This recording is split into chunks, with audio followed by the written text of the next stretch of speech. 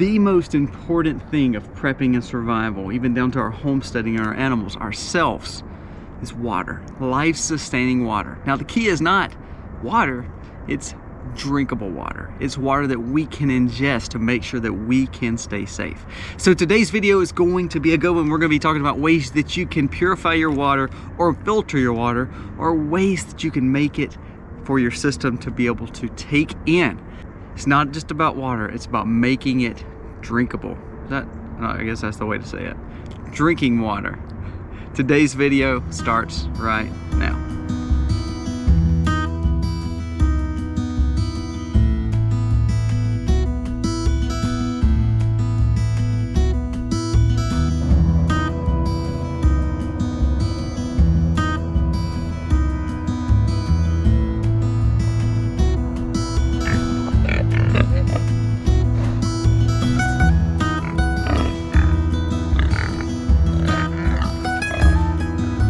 Hey guys, welcome to The Max. If you're new to our channel, go down here, press subscribe, ring the bell, because there's always something going on here on the farm and we want to be able to bring it to you and show you. Not only talking prepping, not only talking homesteading, maybe even current events. The goal is to give wisdom, and hopefully you will find something in this video that can help you along your way. A more life-sustainable prepping, homesteading life, and more of a simple life to enjoy with your family. Today's video is all about water, not about storing water. We've talked a little bit about that.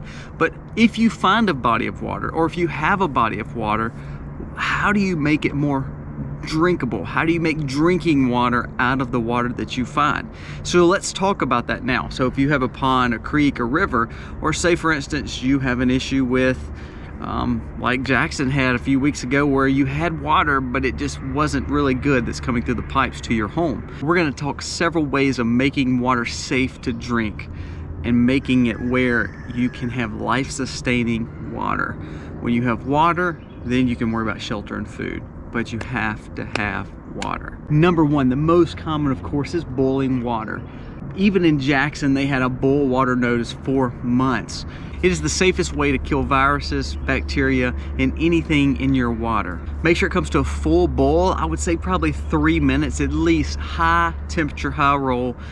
Personally, if it says 3, I may go 5 or 10 because I want to make sure my water is clean, because the last thing we need is unhealthiness or bacteria to get in our body, which is ultimately going to cause a lot more issues. So boiling water would be number one. It's going to be the easiest way to make your water safe enough to drink. Number two would be a life straw. Now you don't have to have the life straw brand. There is tons of brands that are very good for on the go. One thing I like about these, and I know a lot of people have given them a bad name, but if worse comes to worse and I'm in a bug out situation and I don't have time to stop and make a fire to boil water, having a life straw to be able to stop, drink, and keep going about my way is phenomenal. I think I have a creek that's running through my property right behind this barn. There's a lake and it's kind of spring fed. It goes to a little creek. Sometimes that creek gets a little dry. Sometimes that creek's really high. But it's not the cleanest looking creek all the time. When water's flowing, it looks great. But when water is, you know, slow and stagnant, it's murky, and I don't think I would just go take a drink. So having a life straw would be a great thing to have. I think of this more of an on-the-go situation. We have some in our car, we have some in our bug out supplies. It's just good to have, because if you just need to stop and get a drink, if you're in a situation where you're on the go, you can't make a fire, can't boil water, life straw is where it's at. So that would be number two. In my book, we carry a lot of them, to be honest with you. Number three would be disinfecting your water. So chlorine bleach. Now some people frown upon this, but this is a way that you can clean your water. If you're drinking city water or rural water, like community water, most of it is being treated with chlorine. I don't like it personally. I'm on well, and to be honest with you, I don't even treat my well. Why? Because I want my body getting used to minerals and natural spring heads that's in the ground. It's deep, so I don't want bacteria. It's a good thing to test your well, but ultimately I don't want to put a filter on my well just for the heck of it. I don't want to treat my water just for the heck of it, because then my body is going to not build natural immunity to maybe some other waters that we're going to be coming alongside, such as creeks. So I want to make sure that I don't have to put chlorine in my body, or any kind of chemicals, or any kind of purification if I don't have to. But disinfecting it in a situation where if you can't boil it, you don't have a life straw, having some bleach on hand is key. to disinfect your water. Now, you need to make sure you are doing this correctly, because if you put too much bleach, you're going to make yourself very sick. If you put too less of bleach, you're going to let chemicals and bacteria pass to your system, and you're going to be very sick. So it is a very lose-lose situation, and you have one little winning stream in the middle. So don't get fragrance bleach. You need it needs to be liquid. Look for ones that don't have any additives to it. It needs to be 6 to 8.25% of sodium hypochlorite. If you have the 6%, you need to do 8 drops. If you have the 8%, you need to do 6 drops. It's pretty easy there. And that's to each gallon worth of water. Now, do your research. Don't go off just what I'm saying. Let it be something that you can learn from, but go and do your own research. But what I've found is, if worst come to worst, you have some bleach on hand, make sure it fits into this sodium hypochlorite level, and follow true protocol so you won't get sick. This is a way that you can disinfect your water. Now, just like the boiling, how we said roll for 3 or 4 full minutes on a good high roll, you need to make sure if you're putting this in the water and you're doing a gallon at a time, or 2 gallons or 5 gallons, or however many gallons you're doing, I would do less, so that way you know you're right on your number with your drops per gallon. So I would challenge you to look at doing, do 1 gallon at a time, do 8 or 6 drops depending on which one that you're using of the liquid chlorine. But it needs to sit for 30 minutes and make sure it looks safe. You should be able to open it and have a little of a chlorine smell. If you don't have a little of a chlorine smell and it's really cloudy and still nasty, you need to repeat that step or dump that water and try again. So make it safe to drink, but follow protocol. 6 to 8 drops of a 6 to 8% sodium hypochlorite level of your liquid bleach, making sure you're following protocol and letting it sit for a certain amount of time to see that you've got everything out of the water and making it safe to drink. Number 4 would be iodine. Now, we keep iodine in liquid form and we keep it in pill form. I would think the liquid form would be more pertinent for water filtration and water purification. I've never done the iodine, so make sure you read up on it. You need to be doing about 5 drops of a 2% iodine tincture to a quart of water. So it's a little bit different on your ratios compared to your chlorine. So remember, chlorine is doing per gallon 6 to 8 drops.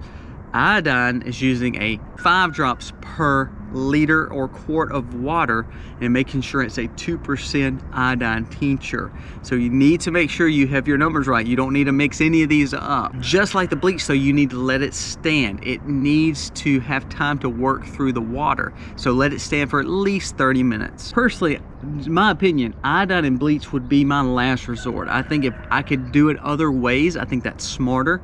But knowing that you can use bleach, knowing that you can use iodine to clean and purify your water or disinfect it, it would be key. I also brought up, and this is not one of my numbers, but I brought up in a video a few weeks back about 2 stockpile items that you need: honey and liquor. Hard liquor can also disinfect your water the same way. It is actually probably a little safer because people do drink, and again, I don't drink liquor, but we do keep it on hand to make our tinctures, and we do keep it on hand for things like this. So being able to have a few drops of liquor into your water can also disinfect your water as well. Next would be water purification tablets. I've showed you these in our bug out videos. I think Coleman has a brand. I think Academy and Bass Pro, you can pick these up in any camping section. They're just in a little jar. You usually can pick them up for $5 or $10 a piece. Very good to have. I don't know why anybody wouldn't have water purification tablets. No matter if you're camping, no matter if you're bugging out, no matter if you're just in your home, it's just good to have. It's so economical and so cheap. Now, on every set of purification tablets, there's going to be some kind of directions. Follow those directions. Again, anything we're ingesting, we need to make sure we're doing it in the right way. Don't just wing it. Make sure you're following directions. Also, the shelf life's anywhere from 1 to 3 years, usually depending on what brand you're buying. I've had them for years. Some of mine are even older than that. If worse than worse, I'm going to use them, to be honest with you. Have water purification tablets. They're very, very cheap. All these things, again, other than lighting a fire and boiling water, can work in an off-grid situation or in a situation where you're stuck in the city and you're bugging in and you have no power. All these options would work. So stockpile bleach, stockpile iodine, stockpile these water purification tablets, stockpile life straws. They're pretty cheap, depending on what brand you're buying. There's an off-brand and there's, again, the Life Straw brand. I have them both, to be honest with you. But boiling water, of course, is my favorite. But have these things in your possession so that way you have a way to make sure your water is safe. Next would be just a pure water filter or filtration system. So we have, you have AquaPure, you have Big Berkeys, you have Live Straws. I mean, you have Sawyer filters. There's so many. You have your typical Britas and things like that. Having some kind of water filtration is good. Again, if you have none of these other things, you can't boil your water, a simple filter is not bad. I would challenge you though to stock up on filters, because that you know, that Berkey or that AquaPure or that Live Straw, none of those things are good without the filtration system that's built into it. So buy extra filters. Now, I'm not sponsored by any of those companies, but check those out. There is one on my Patriot Supply. It's basically built kind of like the Berkey. It's just a different brand, and it can save you some money. It's a little bit more economical. If you buy from my Patriot Supply, there is a link below, but you need to make sure you are not only buying the filtration system, you're buying the filters, because they're no good without the filters. But that would be another good thing to have. Have a way that you can filter the water just in case. Our well is fine, but say for instance we go to the creeks, we've got to have another way to filter our water. Maybe this is the way without having to worry about a fire. We don't want to bring attention by having smoke on a fire and boiling water. We've run out of Live Straws. We have no more bleach or iodine. And of course, like we said, that would be last resort. We're out of Purification Tablets. Having a true filter is pretty easy. Anyone of any age can buy a filter. Now, they are pricey. All these other things we talked about are pretty much household items or things you can purchase for under, you know, 20, 30 bucks. Filters and filtration systems can be a few $100s, but it would be a few $100s of an investment that you can have and utilize in your home. Next would be using the sun and using solar. Now, this again is a last resort situation. Say for instance, you can not use any of these other ways to purify your water. You can put water in some kind of clear bottle. Sometimes, most of it's going to be plastic, but sometimes it's glass. Put it in the hottest spot and the most sun-lit place that you can, especially outdoors, on a roof, on a shed. Get where it can get a lot of sun.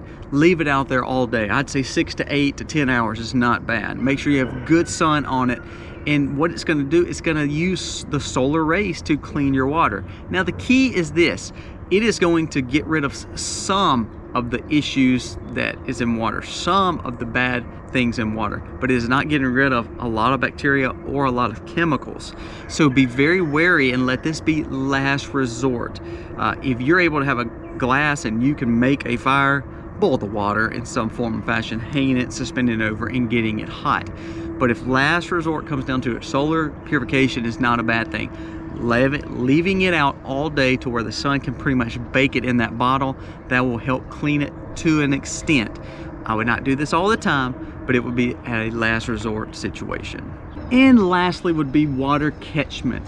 Understanding that you can catch rainwater, you can catch water that's naturally coming to our earth. So if you are catching rainwater, I would say don't catch it off the shingled roofs, don't catch it off a nasty roof, because all that sediment is going to be in your water.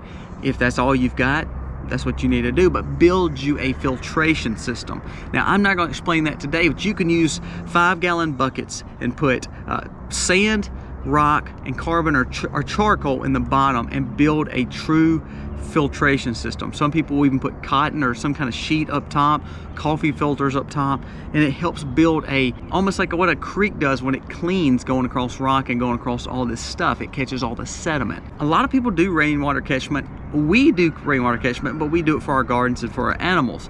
So if you choose to say, I'm going to drink that, then you need to take that second step of cleaning that water and putting it through some kind of filter.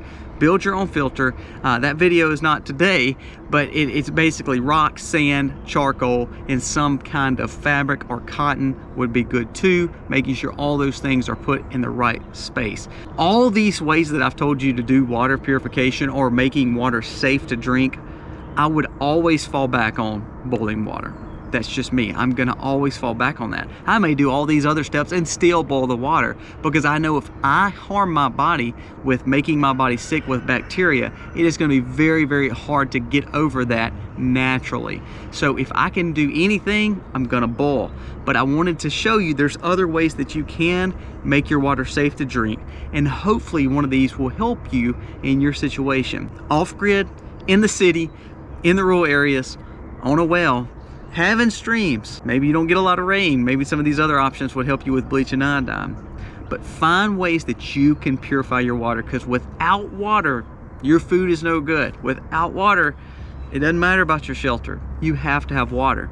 I think of my freeze-dried foods. We have 7 years worth of food. But if we don't have water to rehydrate a lot of that food, a lot of it's gonna be for naught. If we have dirty water to rehydrate that food, it's gonna make us sick. And then all of a sudden we have, you know, we're going out one end or the other and we're gonna be sick and we're not gonna survive.